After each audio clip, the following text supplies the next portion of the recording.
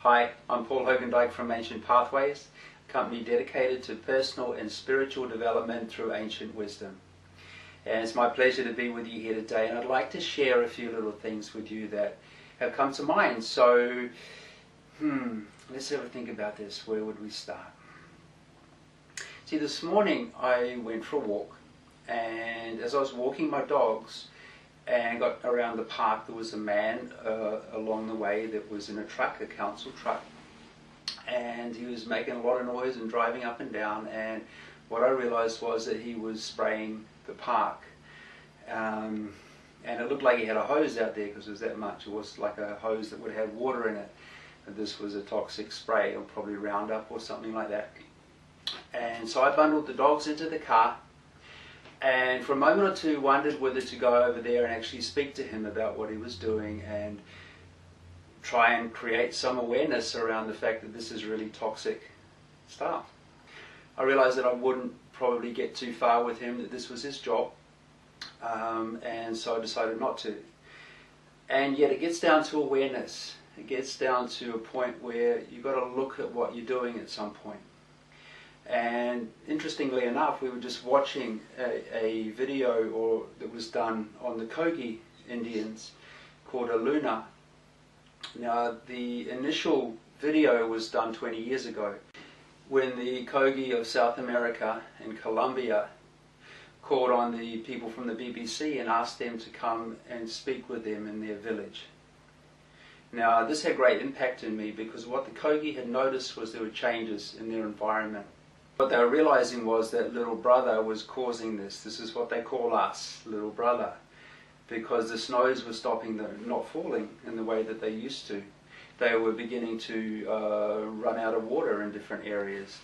And 20 years later, the Kogi called the same people back and wanted to know why they hadn't listened.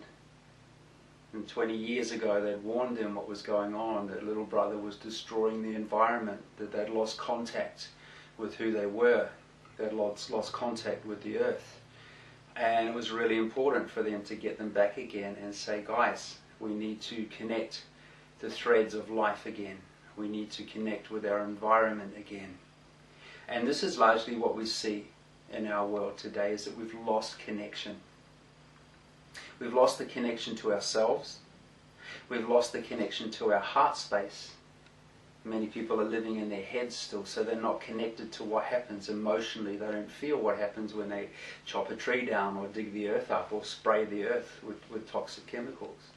A man that gets in a plane and sprays the chemicals into the air, what we call the chemtrails, doesn't stop to think that he maybe has children that is going to breathe that same air. He doesn't stop to think that he breathes that same air even if he doesn't have children.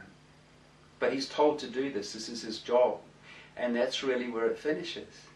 The military is the same. We go and we bomb people, and yet we have no concept of who they are. We've never met them. But we're told that they're dangerous. We're told that they're causing a problem and it needs to be fixed. And we don't go beyond that. We don't think deeply enough as to what our consequences are. We're told with great pride that the government is building greater hospitals, bigger hospitals, spending double the amount on mental health. Well, some of us may think that's a great thing, and yet the others may sit back and go, why do we need larger hospitals? Why are so many people getting sick now that we need these great places, these temples to illness? When we look at the mental health, why are so many people anxious? Why are so many people depressed? Why is the medication on the rise, the amount of people that are drugged? Why are our children drugged when they go to school now to keep them still? Is it such an epidemic that has suddenly occurred? Or is there something wrong with our society? What we call normal is not normal. It's way away from normal. And this is what Phoebe and I have been working with for well over 30 years now, is to remind people to remember to connect to the earth. Remember to connect to the good foods. Remember to connect to your heart. Remember to connect to your communities. This is such an important thing now. We think we're contacting each other when we're on Facebook. We're not. We need that human contact. We need the sound of the voice over the phone. We need to be able to sit with each other. We need to remember to be able to sit on the earth, sit around the fires. Remember the old stories. We become so clever now with our computers and our iPads and our phones that we become so disconnected as well. And we've forgotten the old stories. This is what the ancient people have always said. Remember who you are. Remember that you're a part of nature. You're not separate. Separating yourself is only going to allow sickness, discomfort, anxiety, disease into your bodies. We need to listen to the natural sounds of the earth, and the sounds of the creeks and the rivers and the streams and the birds. That's so important because that's who we are. They're called back to nature. It's imperative that we begin to reconnect and listen to what the tribal people have to say. The threads are very thin now. And when we went on our journeys across the continents and we went to the ancient cultures and took the greenstone from place to place, the greenstone symbols that we carved and took to the ancient people and put it in their sacred sites, it was about reconnecting the threads. It was about keeping the tapestry of life alive.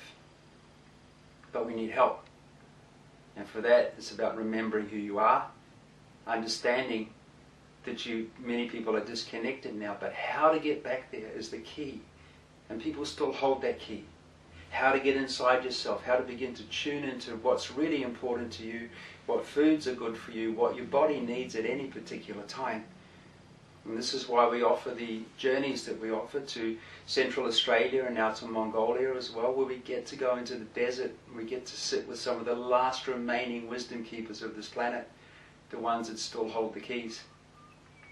So if you feel connected to that, join us please. If not, look at our resources that we have available. We have created these with love and as a gift to as many people as possible. But you guys need to get on board and have a look at what it is, so that the tools are there, and we'd love to see you on our journeys.